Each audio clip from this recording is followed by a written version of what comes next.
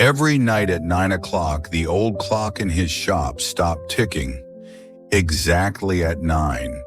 Not 8:59. Not 9:01. Always 9. No matter how many times he fixed it, changed the spring, replaced the hands, cleaned every gear, the moment the small hand touched 9, tick, stop. And every night, when the silence began, he whispered softly, "Good night, my little girl." In a quiet town stood a small shop called Rouse Time Repair. The shop smelled of wood, dust, and memories. Inside, an old man sat behind the counter, his hands trembling, yet steady when holding a clock. He was known as the man who could fix time. People brought their watches, wall clocks, even pocket timers, and he fixed them all with love. But one clock, one single clock, he could never fix. It was a small, round, white table clock with a crack on its glass face. It stood near the window and stopped ticking every night at 9. That clock was special because it was a gift from his daughter. Many years ago, on his birthday, his little girl had run into the shop with a small box. Inside was that clock. "Papa," she laughed, "now time will never leave you." He smiled, kissed her forehead, and placed it near the window, where sunlight always touched it first.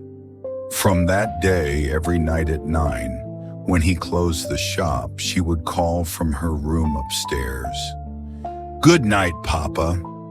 And the last thing he would hear each night was her laughter echoing through the walls. Until one rainy evening, that laughter stopped. That night, the storm came without warning. The roads were flooding. The wind howled. She was on her way back from music class, but she never reached home. The next morning, someone found her school bag, washed near the bridge. He searched for days, weeks, months, but the only thing that ever came back was silence.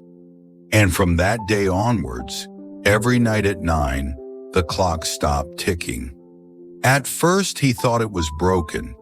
He tried to repair it again and again. But no matter what he did, the hands froze at 9. Then one night, as he stared at it, he realized something. 9 o'clock. That was when she always said, "Good night, Papa." So maybe she still does. Maybe that was her way of saying it, from wherever she was now. From that day on, he never tried to fix the clock again. He just smiled whenever it stopped and whispered back, "Good night, my little girl." Years passed. The old man grew weaker, but his shop stayed the same. One afternoon, a young woman walked in. She said she was new in town and wanted to buy an old clock. Her eyes stopped at the little white one near the window. She smiled and said, "This one feels warm, like it remembers someone." The old man nodded slowly. "That clock remembers more than I ever could." She bought it, but he hesitated. "Wait," he said softly. "If it ever stops ticking, just whisper good night." The woman laughed kindly and left. That night, the old clockmaker closed his shop for the last time. He sat by the window, looked at the empty spot where the clock once stood, and whispered, "Good night, my little girl. Time can rest now." The next morning, the townspeople found the shop door locked from inside. The old man was gone, peaceful, with a smile on his face. Days later, the young woman who bought the clock noticed something strange. Every night at 9, the clock stopped ticking, and faintly, she could almost hear a whisper, soft, gentle, "Good night, Papa." Sometimes love is stronger than time.